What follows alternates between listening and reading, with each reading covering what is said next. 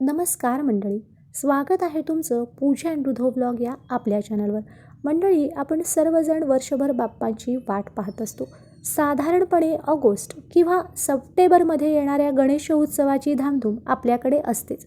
पण तुम्हाला माहिती आहे का, शास्त्राप्रमाणे गणपती बाप्पांचा खरा जन्मदिवस हा भाद्रपद महिन्यात नसून माघ महिन्यात येतो. होय, माघ महिन्यातील शुद्ध चतुर्थीला माघी गणेश जयंती साजरी केली जाते.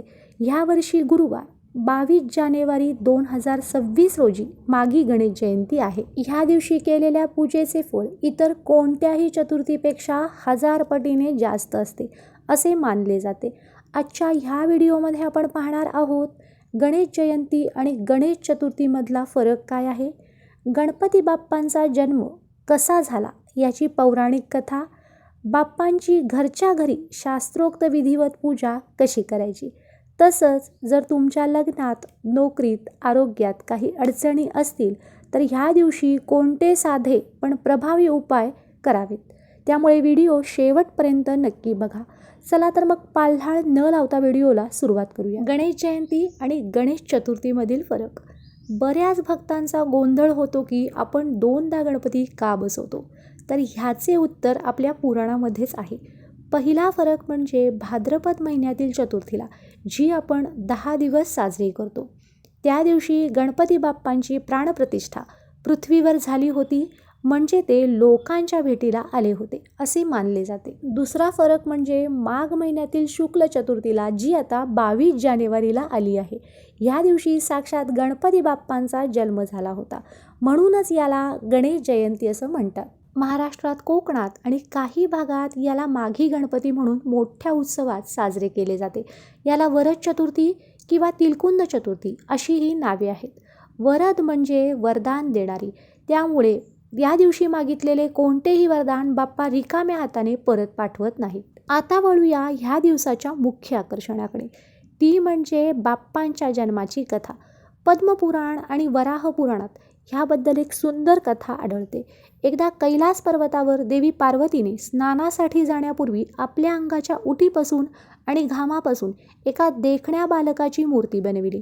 माता पार्वतीने त्या मूर्तीत प्राण फुंकले आणि त्याला आदेश दिला की मी स्नान करून येईपर्यंत कोणालाही आत सोडू नकोस. तो बाळ दारात पहारा देत असताना खुद्द भगवान शंकर तिथे आले. त्या बालकाने शंकरांना ओळखले नाही आणि त्यांना अडविले. भगवान शंकरांना राग आला आणि रागाच्या भरात त्यांनी त्रिशूळाने त्या बालकाचे मस्तक धडावेगळे केले. जेव्हा माता पार्वती बाहेर आली आणि तिने हे दृश्य पाहिले, तेव्हा त्या अत्यंत क्रोधित झाल्या. त्यांनी सृष्टीचा विनाश करण्याची धमकी दिली. तेव्हा भगवान शंकरांनी आपल्या गणांना आदेश दिला की उत्तर दिशेला जो कोणताही प्राणी दिसेल त्याचे मस्तक घेऊन या. गण एका हत्तीचे मस्तक घेऊन आले. ते मस्तक त्या बालकाच्या धडावर बसवले गेले आणि अशा प्रकारे गजानन पुन्हा जिवंत झाले. तो दिवस होता माघ शुद्ध चतुर्थीचा. म्हणूनच हा दिवस बाप्पांचा जन्मदिवस म्हणून साजरा केला जातो. या दिवशी चंद्रदर्शन वर्ज्य मानले जाते, कारण चंद्राने गणपतीच्या रूपाची चेष्टा केली होती, अशी ही एक कथा आहे. मंडळी, ह्या दिवसाला तिलकुंद चतुर्थी असे का म्हणतात माहिती आहे का तुम्हाला? याचा संबंध आपल्या आरोग्याशी आहे. माघ महिना म्हणजे कडाक्याची थंडी संपून वसंत ऋतूची चाहूल लागण्याचा काळ. ह्या काळात आपल्या शरीराला उष्णतेची गरज असते. तीळ हे उष्ण गुणधर्माचे असतात. शास्त्रानुसार ह्या दिवशी 6 प्रकारे तिळाचा वापर करायला सांगितला आहे. तिळाच्या पाण्याने स्नान करावे, अंगाला तिळाचे तेल किंवा उटणे लावावे, तिळाचा होम करावा, तिळाचे तर्पण करणे, तिळाचे दान करणे आणि सर्वात महत्त्वाचं म्हणजे तिळाचा प्रसाद म्हणजे तिळगुळाचा लाडू नैवेद्य म्हणून दाखवणे. ज्या भक्तांना काही कारणास्तव उपवास करणे शक्य नाही, त्यांनी किमान ह्या दिवशी तिळाचे दान करावे.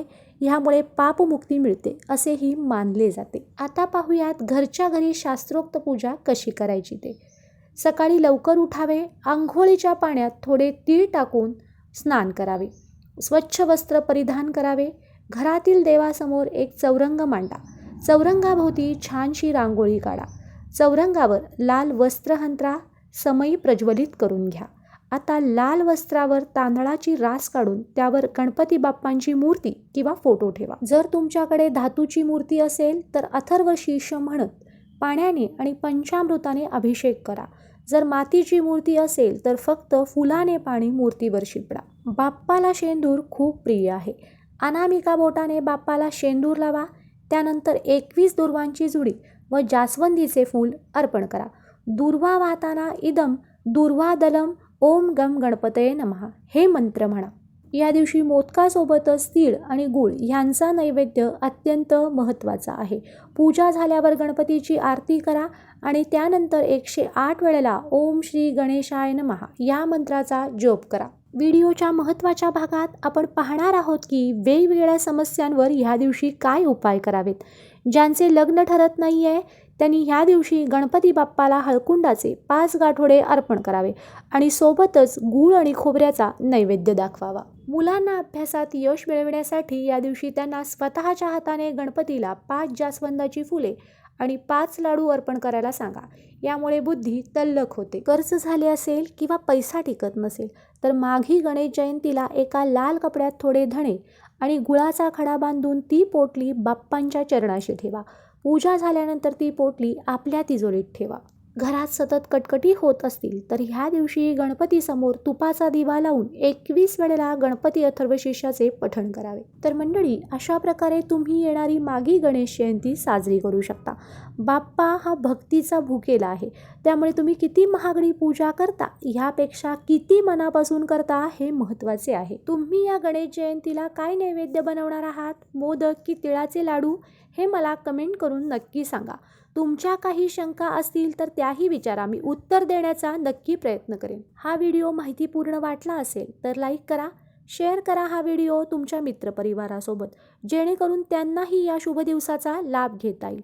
आणि हो, आपल्या पूजा अँड रुधो व्लॉग या चॅनलला आठवणीने फॉलो करा. पुन्हा भेटूयात लवकरच अशाच एका छानशा व्हिडिओमध्ये. गणपती बाप्पा मोरया, मंगलमूर्ती मोरया.